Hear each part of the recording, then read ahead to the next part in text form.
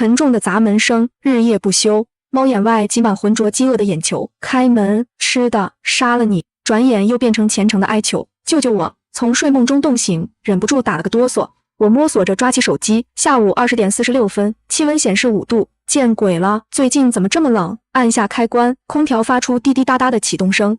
等了半天，出风口只吐出几丝温吞的风，空调发出类似老式电脑死机时的咔嗒声，然后彻底没了动静。人不能这么倒霉吧？饥饿感随着寒冷一起涌上来。我点开外卖软件，随便选了家附近的店。下单时，系统又弹出一条提示：由于订单量激增，预计送达时间约120分钟。某种庞大而沉默的变动，像深夜涨潮的海水，正在看不见的地方悄然蔓延。不安促使着我点开淘宝查看快递进度。前几天抽中了清空购物车，10分钟时间往购物车里加商品。大馋丫头心里只有吃的，猛猛囤了一堆零食饮料。但凡往里面加一点电子产品呢？为此还被楚瑜和林夏狠狠地嘲笑了一番。不过事已至此，现在最关心的是就是快递什么时候到。一阵更强烈的冷意袭来，我抓起手机和水杯，敲响了楚瑜的房门。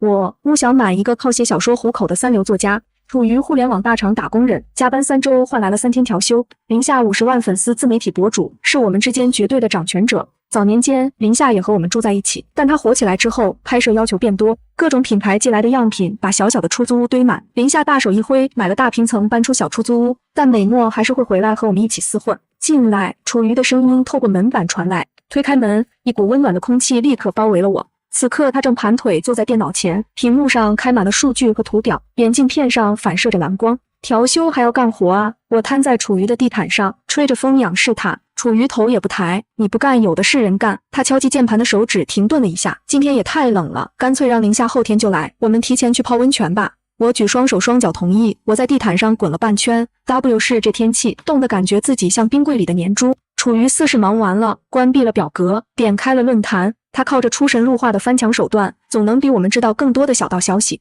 但此刻他的表情凝固，瞳孔在镜片后急剧收缩。怎么了？我从地毯上支起身子。楚瑜没有回答，他的手指悬在键盘上，方微微发抖。电脑突然爆发出一种不似人类的嘶吼声，夹杂着人类的绝望尖叫和某种湿漉漉的撕扯声。那声音像是从地狱深处传来的，让我的后颈汗毛全部竖了起来。屏幕上是一个摇晃的监控画面，时间戳显示是今天下午5点23分。画面里，一家医院的走廊挤满了人，金发碧眼的外国医护人员推着担架狂奔。突然，一个躺在担架上的人形猛地弹起，以一种不可能的角度扭曲着肢体，扑向了最近的护士。楚瑜合上了电脑，房间里瞬间安静下来，只剩下空调的嗡嗡声和我们急促的呼吸。生化危机9，我缓过神，迟疑地开口：这论坛里的人都有病，我看这个是最热的帖子，写着什么世界末日天启。没事，别翻墙往外跑了。祖国妈妈把这些玩意儿搁在外面都是事出有因。我从地毯上爬起来，起身去洗澡。夜风吹动窗帘，露出窗外一角血红的月亮。手机却收到空调维修预约被取消的信息，取消原因是维修师傅身体不适。人倒霉起来真是没下限。我无奈地点开某东次日达，高价购买了一个暖风机，还是太阳能的，号称晒一个白天的太阳可以用3个晚上。次日上午，楚瑜虽然在调休，但还是被紧急召唤回公司开线下会议。我躺在沙发上摆烂吹暖风机，咚咚咚，敲门声大的像是要把门板震碎，我吓得差点从沙发上弹起来。透过猫眼一看，某东小哥拉了4个满满当当的推车，几乎要把走廊堵得水泄不通。快递小哥戴着鸭舌帽，帽檐压得很低，看不清表情。我犹豫了几秒，才把门拉开一条缝，没摘防盗链。您好，您的快递。他递来一叠面单，声音低沉。我伸手接过，他一边划拉电子屏让我签收，一边状似随意的搭话：你们这房子挺大啊，住几个人？买这么多东西啊，美女。我含糊的应付，并不想透露太多的隐私信息。见我无意搭话，他收下面单后，沉默地走向电梯间。听到电梯关闭的声音回荡在楼道中，确认了外面没有人，才敢打开房门，挨个搬运快递进门。也不怪我疑神疑鬼，最近网上又爆出多起陌生人无差别犯罪的案例，社会戾气太重了。勉强将送上门的收拾出来后，又收到了快递站的电话：401吗？你这到了好多零食快递，麻烦来拿一下吧，堆在这儿我没法做生意。背景音里还能听见其他顾客抱怨货架被占的嘀咕声。我望着满屋狼藉叹了口气，本来打算等所有快递到齐再去的，套了件外套又火速赶下楼。老板娘阿姨皱着眉头，指了指那堆快递：小姑娘，你这买的也太多了吧，怎么全是吃的啊？周围取快递的路人看到我这一大堆快递，窃窃私语。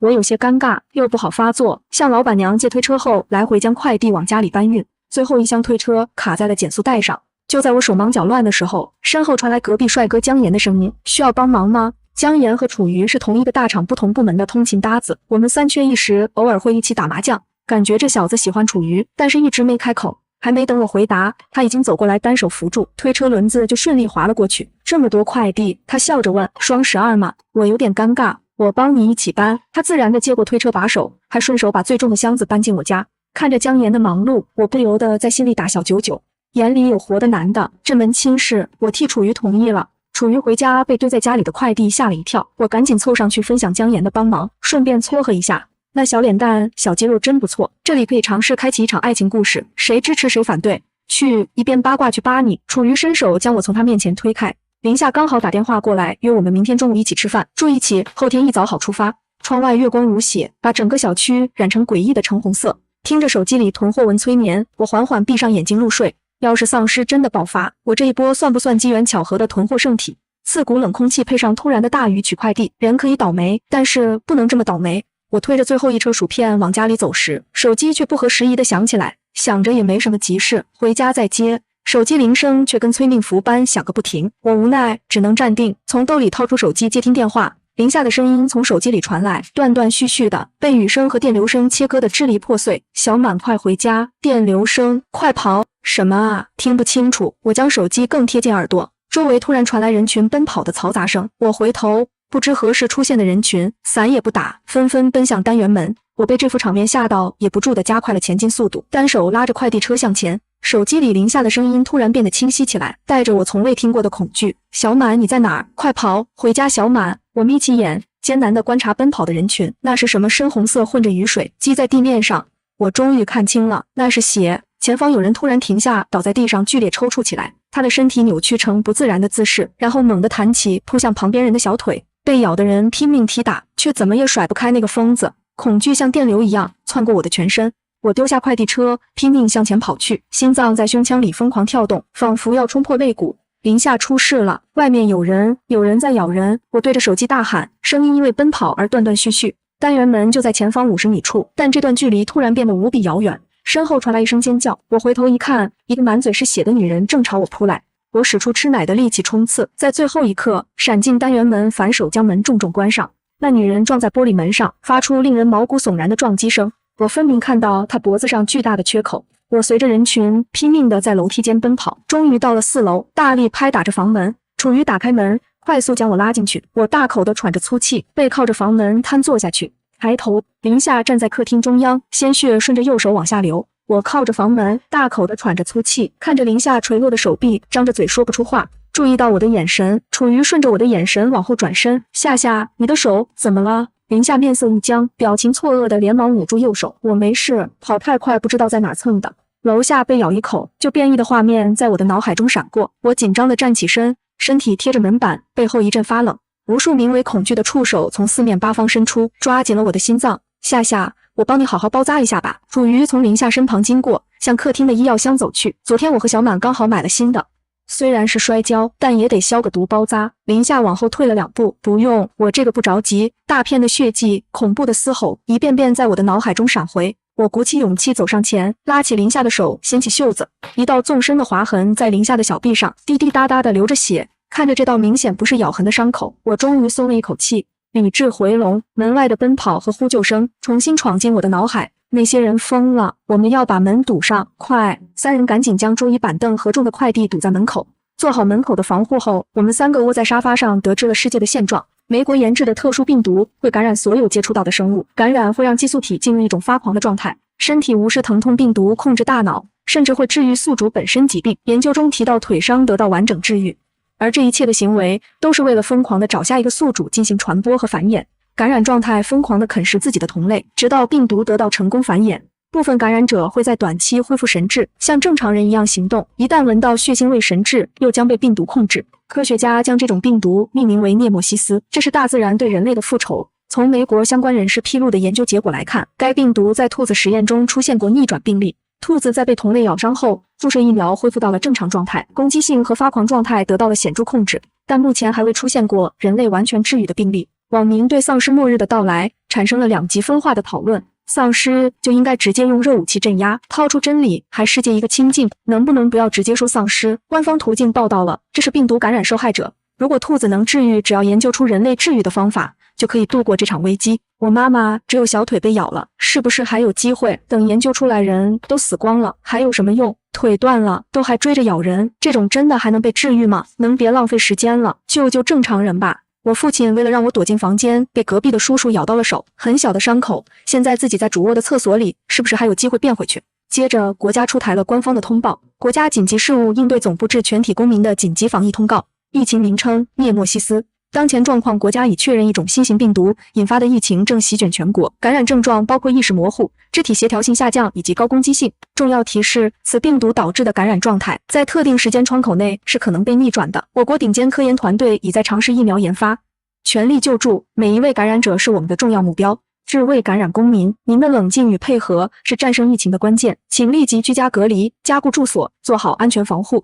我将蓝底白字循环的电视关闭，率先打破了沉默。还好我们在一起，我们彼此保护，相信国家一定会好的。处于一遍一遍的拨打电话，但手机里传来的一阵阵忙音，预示着并不太好的现状。我和林夏并没有要打电话的人，父母在我3岁离异后再也没有管过我，奶奶也病逝了。林夏也是天崩开局，赌博家暴的爸和拿他挡枪的妈。我走到楚瑜身边，抱住他的肩膀，想安慰他，给他力量，但开口后只有苍白无力的语言。没事的，叔叔阿姨一定没事的。我自己待一会儿，楚瑜站起来回到自己房间，客厅里只剩下我和林夏，以及一种沉重又无措的安静。林夏深吸一口气，指了指满地狼藉的快递箱，别愣着了，动起来。我们沉默地开始拆箱分类，成果很快清点出来，堆积如山的泡面、自热火锅、薯片、饼干、巧克力，几乎能开个小卖部，全是干货。看来我们饿不死了。林夏扯出一个干巴巴的笑，楼下感染者的嘶吼和各处传来的求救尖叫，汽车刺耳的鸣笛与巨大的碰撞声，每一声都在一寸一寸地撕裂着我们的神经。一切都发生得太快了，如此日常的一天，怎么就变成末日了呢？我的小说还没连载完呢。我走到窗边，俯视着楼下的情况。窗外的大雨仍未停止，透明的雨水被染成红色，像是来自地狱的场景。从客厅的窗户可以看到对面楼栋的入口，薄薄的玻璃门抵挡着10几个感染者的撞击，他们不顾身体的伤势，对血液的渴望到达了极致。砰砰砰，沉闷又持续的撞击声，即便隔着一段距离也隐约传来，像敲打在人心脏上的重锤。后面的感染者一直往前推搡着，身体碰撞到玻璃门，产生的声音又激起新一波的躁动。飞溅的唾液和污血模糊了玻璃表面，勾勒出一幅地狱般的图景。在一片疯狂的推搡中，一个异常突兀的瞬间发生了。一个蓝衣服感染者原本也在机械地向前拥挤，却猛地停了下来，他的动作戛然而止，与周围持续癫狂的环境形成了尖锐的对比，就像一场漫长而恐怖的噩梦。骤然惊醒，他浑浊猩红的眼睛里有了一瞬间的清明，但迅速被巨大的茫然和恐惧淹没。他低下头，看到了自己的手臂上被啃咬的巨大缺口。他似乎才感觉到那锥心的剧痛，惊恐地甩着手，像是想甩掉那可怕的伤口，又像是无法接受这属于自己身体的一部分。他不再无目的地挤压推搡，巧妙地利用其他感染者向前挤压的力道，艰难却又目标明确地扑到了大门旁边的密码锁前。他的手指颤抖得厉害，沾着污血和灰尘，几乎按不准数字。滴滴滴滴，密码正确。咔嗒一声轻响，在持续的撞击和嘶吼声中，微弱却清晰。那扇承受了无数次撞击的玻璃门解锁了。他几乎是立刻用力拉开门，身影一闪挤了进去。就在他想赶紧关上门时，很显然他低估了感染者们的力量。门开的一刹那，感染者们像是一同接收到了信号，巨大的冲击向男人撞去。他跌坐在大门侧面，看着其余感染者冲进了楼栋。感染爆发第2天，楚瑜每天都抱着手机，期待着回电，但一直没有亲人的消息。我和林夏两班到首页观察着周围的动静，趁着网络还好紧急学习了《生化危机》《惊变28天》《末日世界大战》《釜山行》等经典丧尸末日影视剧，并上小苹果软件拜读了经典末日求生著作。从书中总结的第一句名著是：末日之下人心最恐怖，守好自己的物资，绝不暴露，是我们的第一要。其次就是居住环境的绝对安全性。所有末日的主角都想方设法地把自家打造成铜墙铁壁，必须把消防通道锁起来，至少要把我们这一层堵死。林夏从平板中抬起头，我点头，同意，手心却有些冒汗。取快递那天被追赶的恐惧还萦绕在我心头。这次出门意味着有可能和那群疯狂的感染者碰面。行动定在后半夜，天色将亮未亮之时。经过我们的观察，感染者和正常人的生物钟似乎仍有共性，而这个时间是人类最疲倦、睡得最死的时间。我们穿上最厚实的衣服，拿出了去年去东北滑雪的装备和头盔。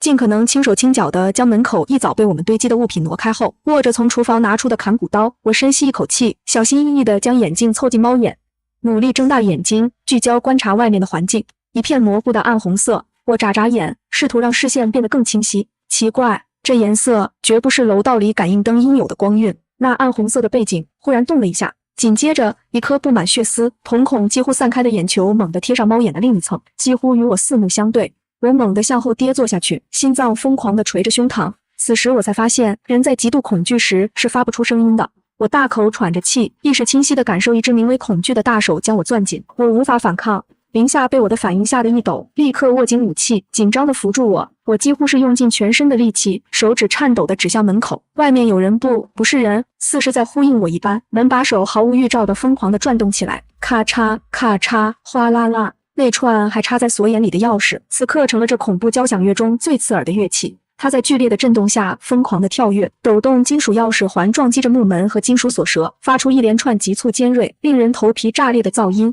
我全身的肌肉都僵住了，血液仿佛冻结成了冰碴，死死盯着那串在震动中几乎要蹦跳出来的钥匙。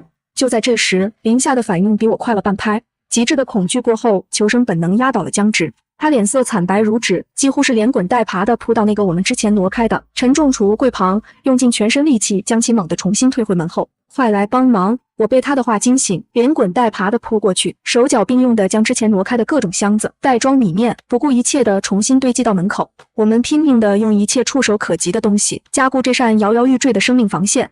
终于，那可怕的声音停止了。只剩下死一样的寂静，以及我们两人粗重压抑、带着剧烈颤抖的喘息声。我和林夏虚脱般的背靠着堆积如山的物资，滑坐在地上，浑身都被冷汗浸透，像刚从水里捞出来一样。那个突然清醒的蓝衣服感染者画面一直萦绕在我的脑海中。如果清醒的感染者主动想要攻击呢？如果他们带着理智和强大的身体素质，如果他们会开锁呢？出去锁消防通道，这个念头此刻显得如此可笑和致命。我们对末日的危险毫不了解，与危险仅有一步之隔。今夜无眠，感染爆发。第4天，窗外的世界寂静的可怕，偶尔划破天际的警笛声成了唯一证明文明尚未完全倾覆的证据。感染者们追随着新鲜的声音和血液四散而去，楼栋门口反而并未聚集。幸运的是，水电供应依然稳定。在这片寂静之下，必定还有人在坚守岗位，维持着这座城市最基本的生命脉动。这份认知是恐慌浪潮中唯一能踩到的礁石。业主群里最初互相打气的氛围，正在被一种焦灼的恐慌取代。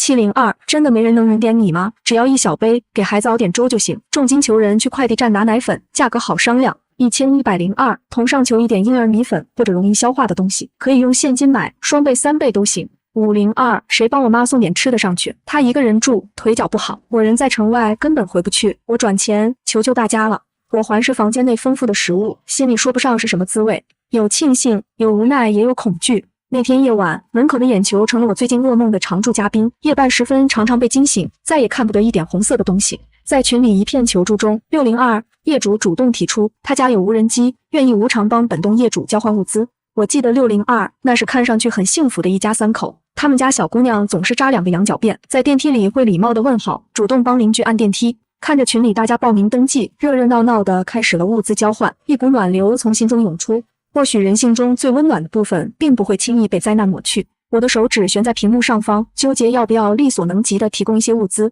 用无人机来送，应该不会暴露我们的囤货吧？再看看吧，这才第几天？小说里都是10几天才开始展现人性的。林夏捧着平板看末日小说，头也不抬地反对道。门口那双恐怖的红色眼睛又一次出现在我的脑海中。楚瑜主动坐在我们身边，我和你们换着一起守夜吧，这几天辛苦了。我主动拉起楚瑜的手，拍了拍他，没事，我俩能扛住。感染爆发第7天，国家宣布疫苗研发有了进展，研发药物 X-18对感染者有良好的镇静效果，已安排批量生产，不日将推广进行感染者的回收。我们市的研究院也发布了官方通知，作为第一批试点，一切流程都在推进中。楚瑜告诉我们，隔壁的姜岩家里没有囤粮，问我们能不能分享一点零食给他。小满没意见，我就没意见。不过你和那个姜岩啥情况啊？林夏眼睛盯着平板，但举手回应道。他已经看末日文看得不知天地为何物了，还爱看一堆病毒学理论讲解，以前也没看出来林夏对生物学这么感兴趣。我当然没意见了，毕竟一起打过麻将的关系，风控也快结束了，能帮一把。不过怎么递给他啊？咱们相连的那个阳台够近不？我整理着这几天吃的零食袋子，准备晚点高空抛物。林夏，我求你了，别看小说了，你眼睛都看红了。我眼睛红了吗？林夏不知怎的，仿佛被我的话吓了一大跳，马上冲进厕所照镜子。楚瑜凑到我身边，我观察了下阳台哪里接个绳子可以递过去的，那我拿点巧克力饮料和自热火锅去给他。说完就冲进了储物间，将房间收拾好后，林夏才慌慌张张地从厕所里出来。小满，你说能研制出成功的疫苗吗？林夏低着头轻声说。当然可以，都有镇静药粉了，把感染者拉进去挨个治疗就好了。我漫不经心地回答道。不过你对病毒研究真的过于痴迷了。就在我们闲聊扯淡时，微信上快递站大妈的信息一直在弹出。小姑娘，你们家有很多吃的吧？能不能分我们一些？我按照市场价给你钱，你也不想让其他人都知道你家有很多吃的吧？风控马上就能结束，你帮帮我们，我们会一直记得你的好。等我打开手机时，上面的信息已经变成了。你别以为不理我就没事了，信不信我告诉所有人，你那儿有一堆吃的，你故意看着我们挨饿。我茫然地看着手机对话框内的文字，一时竟不知该作何回答，将手机拿给林夏和楚瑜一起看。林夏气愤地接过手机，却不知道该回复什么。大妈丑恶的嘴脸让我们并不想帮助她，但麻烦的是，如果我们不给她，所有人都会知道我们有丰富的物资，而我们将变成大家的活靶子，任何心怀不轨的人和恶意都将朝我们而来。在群里接龙送一点给他吧，免得搞得人尽皆知。楚瑜无奈地开口。在群里接龙了无人机协助后，快递站大妈终于停止了信息骚扰。此时的我们带着对回归正常生活的期望，并没有意识到这是多么愚蠢的一个行为。感染爆发第9天，镇静药粉并没有起到预想中的效果，部分先锋地区使用后，感染者变得更加狂躁。碰触过药粉的感染者展现出对人类肉体更疯狂的渴望，他们不再止步于病毒的成功传播，转变成纯粹的进食、啃咬、撕裂，到处都是鲜红的骨头。可怕的是，他们永远不会饱。网上的风评变得更加极端，强烈要求热武器下场解决危机。小区群氛围也在这种环境下变得非常疯狂且偏执。起因是1204业主质疑809业主为什么交换物资送过来的东西这么少，809业主不接话，只说自己是按照约好的放了很多。最后这场闹剧演变成大部分参加了物资交换的业主都冒出头来质疑是602业主操纵无人机自己昧下了部分物资，人们嚷嚷着让602业主将昧下的物资还给他们。602业主反复保证自己绝对没有拿交换物资的任何东西，但无人相信。胆子大的业主在群里表示，如果602不主动将昧下的物资交出来，他就直接去602家里线下真实他。有了一个起头的人，整个事件变得越来越魔幻。你会这么好心，自己不拿纸免费帮我们送物资，你识相点就赶紧把昧下的东西还给我们。你家只有一个男的吧？别在这装好人。群里的吵闹终止于602业主的退群。短短几天，感恩戴德的人们就立刻切换成痛恨的嘴脸，到底哪一面才是他们真实的样子呢？看着群里那些疯狂的发言，我更加下定决心，绝不能让别人知道家里有物资，绝不能。但快递站大妈的消息又跳了出来，再给我送点吃的。你也看到了群里2个小姑娘，也不想被堵门吧？一股无力感从心中升起，这个不安定因素永远无法得到解决，我们该怎么办？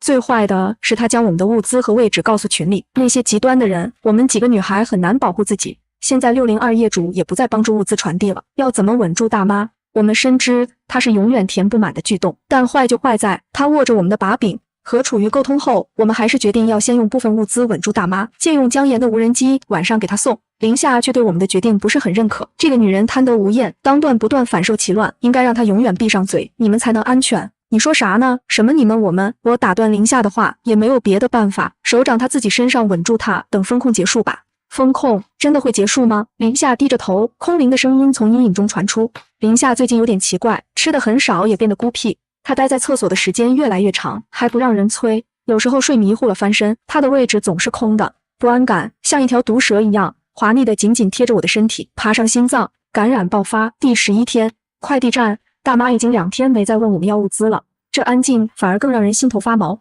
这大妈别是憋着什么坏招吧？我心烦地扒拉着手上的薯片，她不会再打扰到你们的生活了。林夏抽出我旁边的椅子坐下。林夏神神叨叨的话让我充满迷惑，语调不由得拉长。为什么？你咋知道？你觉不觉得楚瑜最近很爱聊微信？林夏忽略了我的话，示意我将视线转移到沙发上的楚瑜。这么一看，他最近确实一直在聊微信，还总是露出小女孩的甜蜜笑容。难道就在我准备偷偷凑到楚瑜背后偷看他手机时，砰砰砰砰砰砰，一阵急促巨大的砸门声从门后传来，心脏骤然收紧，无数可能性在我脑海中转变。林夏最先反应过来，他走到门口观察猫眼，好像是快递员。门外的砸门声并未停止，门板脆弱的，仿佛下一秒就要被撞烂。最糟的是，他开始喊叫，我看到猫眼有光电动了，我知道你们家里有人，买了那么多东西，给我分一点呗！臭婊子，快开门！快递员的嘶吼混着巨大的拍门声，充斥着整个房间。我不知所措地看向楚瑜和林夏，楚瑜露出了和我一样的震惊和无助，林夏则显得冷静很多，他的脸上是我从未见过的冷酷、狩猎的期待，被自己的想法吓了一跳。不能让他一直在门口叫唤了，整层楼都要知道我们家有物资了。我出去和他对峙。林夏说着，将手放在门锁上。等一下，拿点防身的。我冲进厕所，抓着拖把和扫帚递给林夏。开门瞬间带来的短暂僵持，被快递员一声粗哑的嗤笑打破。拖把、扫帚，你们在这过家家呢？他流露出一种饿狼闯入羊圈的贪婪和鄙夷。不等我们反应，他用肩膀猛地撞开半掩的门，强行挤了进来。林夏被突然撞到墙面，一时脱力没站起来。我也不想动粗，他喘着粗气，眼睛在客厅中流转，视线最终锁定在茶几上的罐头和饮料上。吃的喝的分我一半，再让我在这儿住下，不然……他晃了晃手里不知何时多出来的一把刃口磨得发亮的管钳，我就把你们的位置告诉楼栋里的所有人。楚瑜脸色煞白，拿着手机的手一直发抖。我心脏狂跳，但还是强撑着。吃的可以给你分，但你不能在这住，你拿了吃的就赶紧走。我说你这娘们听不懂人话是不是？快递员彻底失去了耐心，挥舞着管钳就朝我砸过来。我下意识地用拖把格挡，木棍咔嚓应声而断。巨大的冲击力让我踉跄后退，撞到身后的餐桌上，手臂传来一阵剧痛。我低头一看，皮肤青紫肿胀，破开一个狰狞的口子，温热的鲜血迅速涌出，顺着胳膊滴落在地板上。啊！小满、楚瑜吓得惊叫。几乎就在我鲜血涌出的同一时刻，侧前方的林夏身体猛地一僵。他极其缓慢地转过头，视线牢牢锁在我流血的手臂上。巨大的疼痛让我的视线变得模糊，但我分明看到他的表情开始变得怪异，瞳孔在光线昏暗的房间中慢慢放大，鲜红的，喉咙里甚至发出了一声极轻的、近乎满足的吸气声。下，我强忍着疼痛，试图分辨出眼前的画面是否是现实。连快递员都察觉到了不对劲，动作迟疑地向林夏的方向走去。就在这电光火石的瞬间，咣当，门板被人从外面猛地撞开，姜岩手握棒球棍冲进来，没有半分犹豫，一个箭步上前，狠狠砸在快递员的后颈上。快递员软绵绵地瘫倒在地，手中的管钳撞在地面上，发出清脆的响声。一切发生得太快，房间里瞬间陷入死寂。姜岩警惕地用脚踢开管钳，蹲下探了探快递员的呼吸，然后抬头看向我们：“你们没事吧？小鱼给我消息说你们这边有危险。”而林夏似乎才从巨响中回过神来，他迅速垂下眼睑，